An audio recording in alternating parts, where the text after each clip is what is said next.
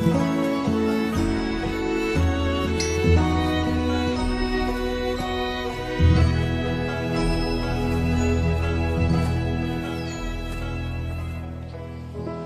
and Larissa asked me to read a couple of quotes from a man named John Piper, who's a well-known Bible teacher, and he talks about marriage and how this mystery refers to Christ and the church. And he says this: marriage is not mainly about prospering economically.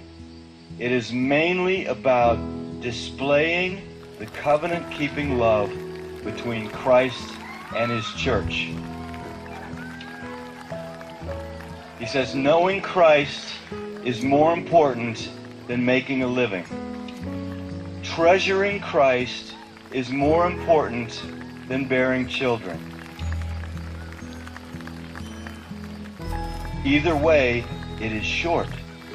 It may have many bright days, or it may be covered with clouds.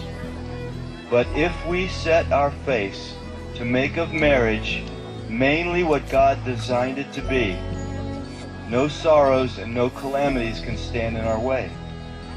Every one of them will be not an obstacle to success, but a way to succeed.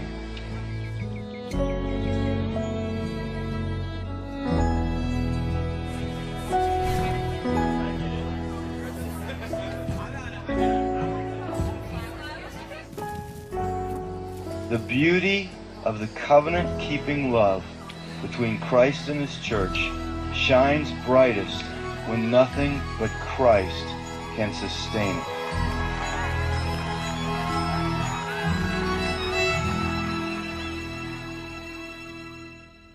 Ian and I first met in 2005 at college and had a blast for 10 months getting to know each other. And I was looking through and I found one of my favorite pictures, which I think was actually taken right before his accident. He set up a camera on his tripod, and it's just a classic Ian face that to me sums up who he is. We'd been dating for 10 months and he was working an extra job for his dad, and he was on his way to work near Pittsburgh. And we got a phone call that he had been in an accident, and we didn't know if it was when he got to work or on his way. And so we got down to Pittsburgh, and I was just praying the whole time in the car that it wouldn't be his brain. After being at the hospital for a few hours, we found out that it was, and he had been in brain surgery for a few hours and had suffered a traumatic brain injury. God totally spared his life. One night he was failing 4 out of 5 brain activity tests, and the next morning he was doing well and his brain was starting to respond again.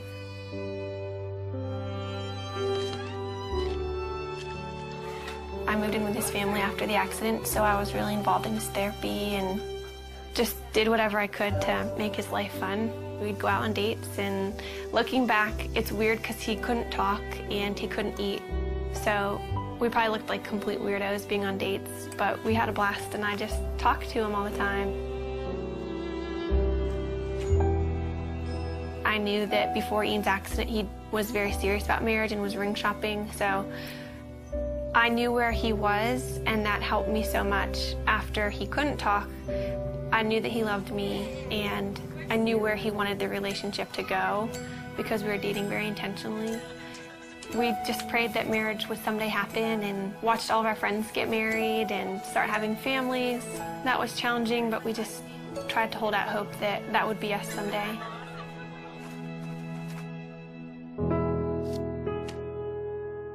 This is our board of gratefulness, and we encourage anybody who comes in to write a note of something that they're thankful for. It could be really small. Mine is just Saturday mornings, and it's just a good way that we found to be just practicing gratefulness. And Ian, I think half of yours say my wifey, which is pretty cool.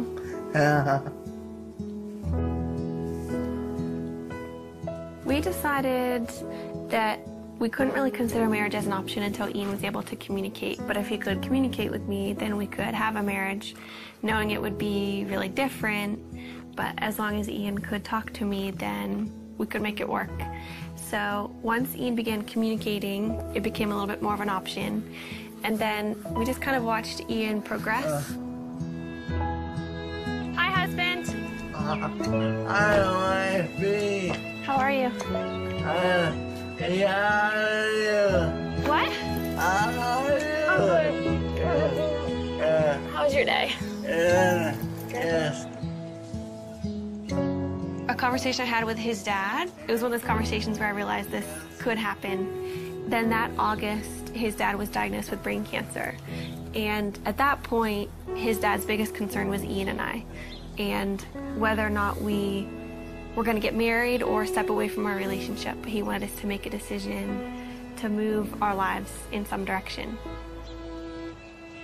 He passed away before he was able to see us get engaged, but that was a huge impetus in why we started to pursue engagement.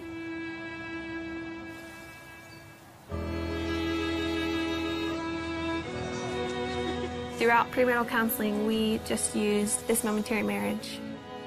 It was so helpful because John Piper talked a lot about primary things and secondary things, which is really important for us because when we're walking out our marriage practically, Ian can't do the secondary things like working or making a meal for me.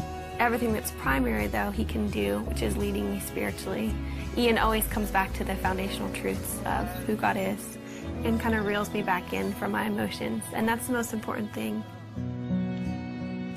We have two friends that we're going through the book with. I think we've just been able to help them see that maybe the little things that they're excited for about marriage are worth being excited about, but they're not the end all and be all of their marriage.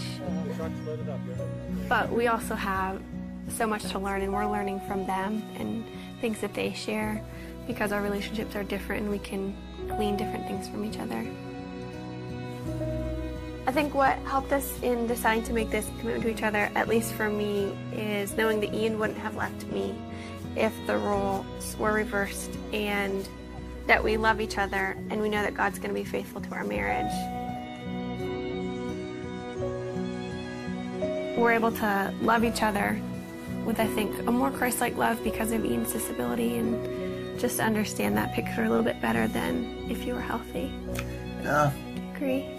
Yes. What about God enables you to have a happy marriage? You know, What? he's awesome. He's awesome. Yeah.